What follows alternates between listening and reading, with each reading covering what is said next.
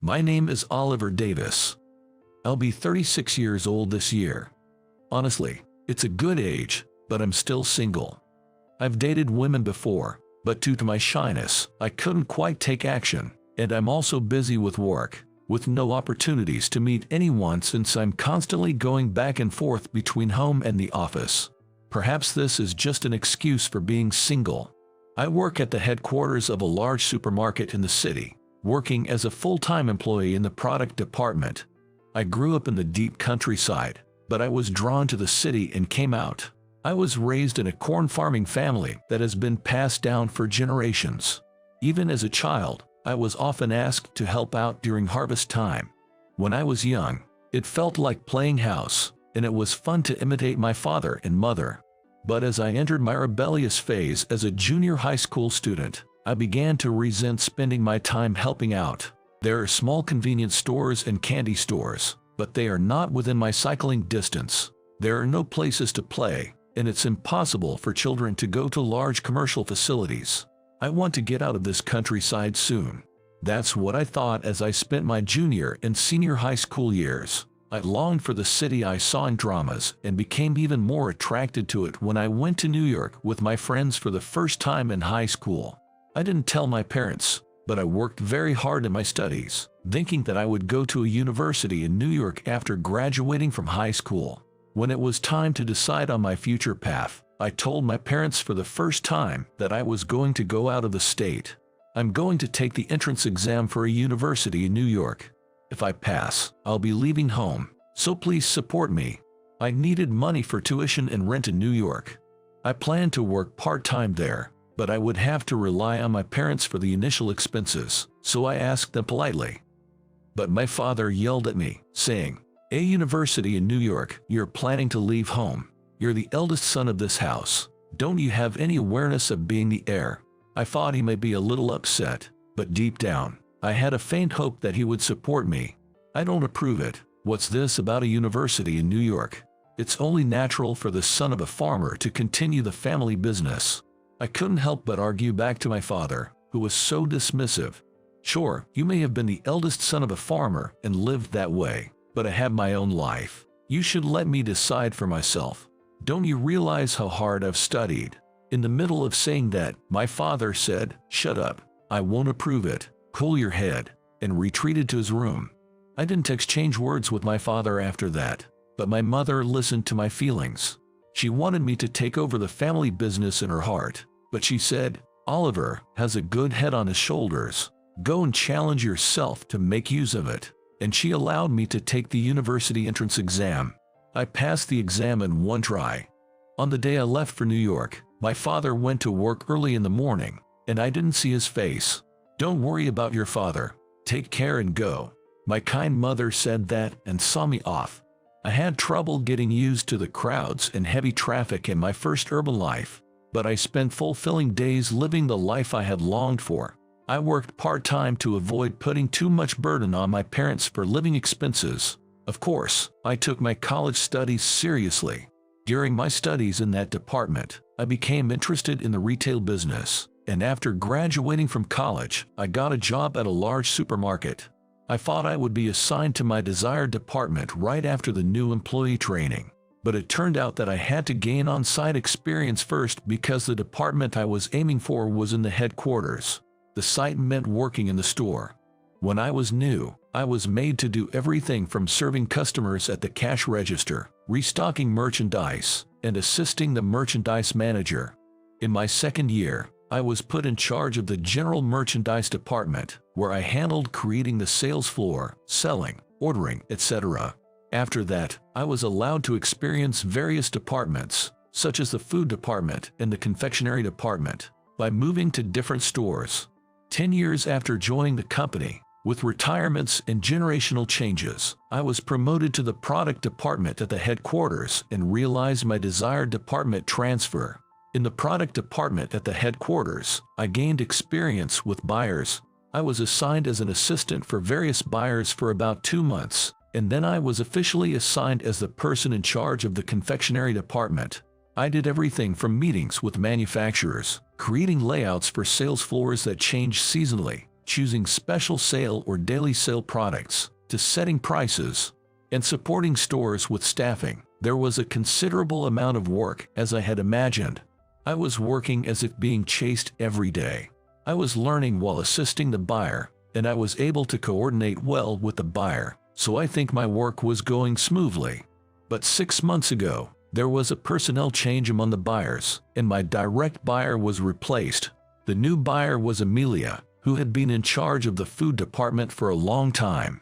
I thought she was a strict person when I was dealing with her as a general worker at the headquarters, but as a direct superior, she was very strict and spoke in a rough tone. Amelia, the buyer who had been working in the food department for many years, probably had the toughest job, as it occupies most of the store's selling space. I think the headquarters has mostly male employees, but she has been working hard as a female buyer, so you need to be quite strong to keep up. I think I'm good with people, though I hate to say it myself. However, she seems to dislike my gentle way of speaking and personality. What was that phone call earlier? Just convey the message and finish it, right? I still have things to do. That's why I hate country folks. Once she found out that I grew up in the countryside, she started calling me a country bumpkin every chance she got. Perhaps she thinks country folks equal slow-witted, as I've never been scolded for my working speed before, but now I am even yelled at with, "Are you still doing that?" The other buyers who were watching encouraged me by saying, "Don't worry about it too much. Just do your job, Oliver." There were challenging aspects, but I pushed forward without worrying about them. One day, we had a negotiation with a confectionery manufacturer. I was going to head there with Amelia, the buyer. After some light chit-chat in the negotiation room, the negotiation began. "Oliver, get the documents." It was just as I was told by Amelia, the buyer, and I was taking them out of my bag. That's when I slipped, scattering the documents all over the floor. "Oh, I'm sorry." I hurriedly gathered the materials, but Amelia yelled, "What are you doing?" in her usual shouting tone, even though we were at the manufacturer's office. She didn't help me gather the materials, but apologized to the person in charge, sighing and saying, "Sorry, really, he's a country bumpkin, so he's stupid." "You have met Oliver several times, haven't you? Was he this dull before I was assigned to him?" "It's been more than 10 years since he came out from the countryside, but a countryman who lived deep in the mountains always smells like a potato. After all, it is best for city people to work with other city people, isn't it?" While I was organizing the materials, buyer Amelia was saying that to the person in charge.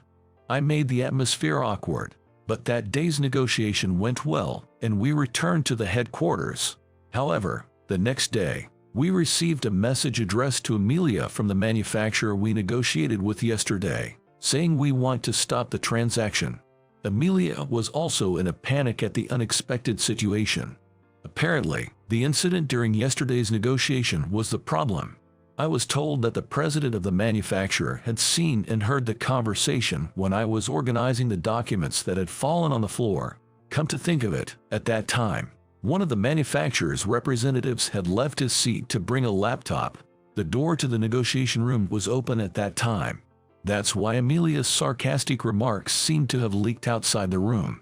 After that negotiation, the 3 representatives were called to the president's office, and the president was openly angry, saying, "What was that buyer doing? It's outrageous to make fun of a person just because he is from countryside." The reason was that the president's family home was a farm, and he often said, "It's the candy because of the material maker." Also, the president is from the countryside, so it was reasonable for him to be angry. After that, our president apologized, but the manufacturer's president was not listening, saying, "If you want to work with city people in the city, go ahead. We will stop dealing with you." Somehow, we managed to convey our apologies to the fullest extent, and we avoided a complete stop of all transactions. But the transaction was reduced to 1/3 of what it had been before. Since we had been taken care of by that manufacturer for a long time and they had occupied most of the sales floor, it was a significant blow to our company. Amelia, who was held responsible, was running around, bowing her head to other confectionery companies, negotiating to increase the number of transactions, and was chased to fill the gap in the store. I ended up taking on other tasks in place of Amelia, but whether I was sickened by the daily bowing, buyer Amelia lashed out at me, saying, "I had a terrible experience because of you. Be prepared when things are settled." However, our president and other employees blame Amelia, not me. Amelia, who felt humiliated, began to increase my workload in retaliation, and the contents of her sarcasm became quite terrible when no one else was around. I had a stomachache every day. I managed to endure it, but I was suddenly hit by a severe dizziness and sat down in the corridor of the headquarters. My vision kept spinning around, and I was so dizzy that I couldn't stand up and walk. A colleague called an ambulance for me, as I looked pale and felt nauseous. As a result of the examination, it was Meniere's disease. I was hospitalized for 1 day while receiving an IV drip. I was able to get some medication and go home, but the doctor told me that stress was the cause, so I needed to rest properly. Seeing my downcast face, the doctor seemed to sense something, wrote me a note, and kindly urged me, "You can take time off with this. Please rest well." So, I decided to take a month off work. I was experiencing severe dizziness and felt unsteady even when going to the bathroom. I realized that living alone would be tough, so I called my mother for the first time in several months. Then, I was told that my younger brother, Tom, would come to pick me up. I decided to rest at my parents' home. On the way home, in the car, I said, "I'm sorry for making you come get me." This was the first thing that came to my mouth, something I felt I had to say. I had said the same thing when he came to get my luggage. In response, Tom said, "Well, if you can sleep, just sleep. I'll wake you up when we get home." It seemed like he was letting me know that I didn't have to force a conversation. When we arrived at my parents' home in Nebraska, my mother was waiting at the entrance, looking worried. "Welcome home. I've laid out the bed for you. Just rest." She gently stroked my staggering back and accompanied me to the room with Tom. While preparing to lie down in the room, my father came in, looking a bit restless. "Take your time. Don't worry about just a month. Make sure to get well before you go back." Despite his blunt words, I could tell from his expression that he was very concerned. "Sorry, and thank you." My parents nodded, and my mother said, "We'll take care of your brother. I'll go prepare dinner," and they both headed to the living room. Tom helped me change clothes and packed my bags, working silently, while the room filled with a quiet tension. Tom had come to pick me up with just one phone call, but like my father, I hadn't been in touch with him since I moved to New York. My mother called me every few months or so, and we would talk and hear about what was going on.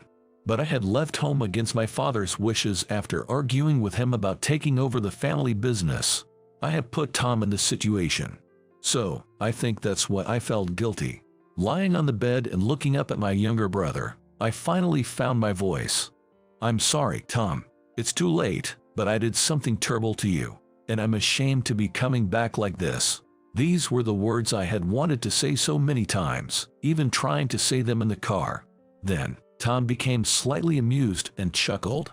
"Haha, what are you talking about? You mean when you left home?" "Sure, I also had pressure to take over from Dad when it came to choosing my path, but thanks to your precedent, I was allowed to go to culinary school. Well, I did end up taking over the farm, but you know I'm running a small pastry cafe as well, right? I'm doing what I love, so I don't think anything of it." That's what he said. With tears in my eyes, I said, "Really?" Then Tom, smiling shyly, said, "Anyway, just rest. I'll bring you something to drink. Just wait." Indulging in my family's kindness, I rested slowly. 3 weeks later, the dizziness had subsided, and I had enough energy to stroll around the house. I used to play in this little creek all the time when I was a kid. Listening to the babbling of the river, I took a deep breath and absorbed nature into my body. The city is nice, but it doesn't compare to nature. I had even started to feel relaxed enough to say that. In my adolescence, I found the countryside boring. But after experiencing life in the city, everything looked fresh, and I realized how wonderful an environment I had grown up in. There were so many realizations. Thinking it was about time to head home, I noticed a woman standing alone on the road. That's unusual. Hiking alone. I was still at a distance from her, but watching her, I noticed she was slightly dragging her foot. "Are you okay? Did you hurt your foot?" I caught up with the woman and called out to her. "Oh, actually, the sole of my shoe came loose," she said, with a distressed expression. It seems she had been walking with her shoe flapping for quite a while, planning to catch a bus to her destination, but with only one bus every 2 hours, she had no choice but to continue walking like that. In doing so, she ended up with a blister. Then the woman showed me a pamphlet and said, "I was trying to get to this place called the Forest Cafe, but my feet were already hurting. I wanted to give up and go home, but my phone ran out of charge and I couldn't call anyone." The place she was aiming for was Tom's Cafe. "This is my family's place. Shall we go together?" Though it was just a blister, she was injured, so I carried her on my back to my family's home. Both my mom and brother were surprised at what had happened, but seemed relieved to hear she was a guest. We took care of her injury and gave her some tea and cookies. "Delicious, and thank you for cleaning my wound, and I apologize for the piggyback ride earlier." She was either smiling because of the delicious taste or blushing with embarrassment from the piggyback ride. Her cheeks flushed as she giggled. Honestly, I was the one who felt embarrassed. I hadn't noticed when I first spoke to her, as she was wearing her hat low, but she was quite a beauty, which made me a bit giddy. Both my mom and my brother Tom were happily talking to her. Her name was Mia, and it seems she works in New York, just like me. She goes hiking or visits spas in the countryside a few times a year to refresh. "Oh, it's already dusk. It gets dark quickly around here. You're welcome to stay the night if you'd like," Mom offered, and though Mia hesitated, she sensed my mom's genuine concern and decided to stay. After dinner, as I was the last to get out of the bath, I found Mia still watching TV in the living room. "Would you like to have a drink together?" So we drank together. It had been a while since I drank with someone, and this was the first time with someone as beautiful as her. Maybe I drank too fast, but I got quite drunk. Before I knew it, I was babbling about not having a wife or even a girlfriend at this age, while I was resting at my family's place and complaining about Amelia. Then Mia said, "As a thank you for helping me, I'll give you something special when we return to New York. Please look forward to it," she said, with a mischievous expression on her cute face. I must admit that it made my heart skip a beat, but that's between us. The night wore on, and we each went to sleep in our rooms. When I woke up the next morning, it was almost noon. I had slept deeply because of the heavy drinking. Mia had left early in the morning, thanking my parents before returning to New York. That was fun. I couldn't get her out of my mind for a while. Then, 3 days passed, and just as I was feeling down about returning to work, I got a call on my phone from the department manager. When I answered, he seemed flustered. "Did you do something while you were off? Anyway, come to work as soon as you can." The department manager hung up after saying only that. Reluctantly, I took the night flight back to New York and arrived at the office around noon the next day, as instructed. I was surprised by the warm welcome, but the reason was that the manufacturer we had reduced our dealings with had contacted us to continue trading as before. However, the condition was that I handle it. My mind, still in rest mode, couldn't catch up. Anyway, the next day, I was to visit the manufacturer. "Excuse me." As I opened the door to the meeting room, the woman in the center immediately said, "Oliver, hello, I'm the Vice President, Davis." No way. I couldn't help but shout. The woman was Mia, whom I had met at my family's home, and she was apparently the president's daughter of this manufacturer. I hadn't noticed since I had only heard her first name at that time. Usually, she doesn't participate in negotiations, but she would this time. Even the department manager accompanying me was astounded. The negotiation began in a friendly atmosphere. Not only the matter of reviving the cut product, but also the delivery of a large quantity of new products. "Remember when I said I'd give you something special? These new sweets are what I've been working on." Mia happily showed me the new products, but it was too soon to be surprised or delighted. They proposed to prioritize delivery of the new product and stock it heavily on the shelves, aiming for a further increase in sales. Our company has become the first to sell it, more than any other store, and that new product was heavily stocked with the launch of the new commercial. If you go to that store, you can buy it. The information spread instantly through customers' social media posts. In fact, popular celebrities appear in commercials for this new product. With limited edition merchandise included with the candy, there was a huge rush of customers to our stores. As a result, confectionery department sales were at an all-time high. I was thanked not only by the product manager but directly by the CEO. After that, it was decided that this achievement should be properly evaluated, and I was promoted to a confectionery buyer. As for Amelia, she was, needless to say, demoted. She was transferred to another department and started working as an assistant. Since then, this was the trigger for building a good relationship with Mia's company as a client. I'm thinking of visiting your family again. Why don't you come with me and show your family how you're doing? I had no reason to refuse her invitation like that, and now Mia and I are going back to my hometown. How did you like it?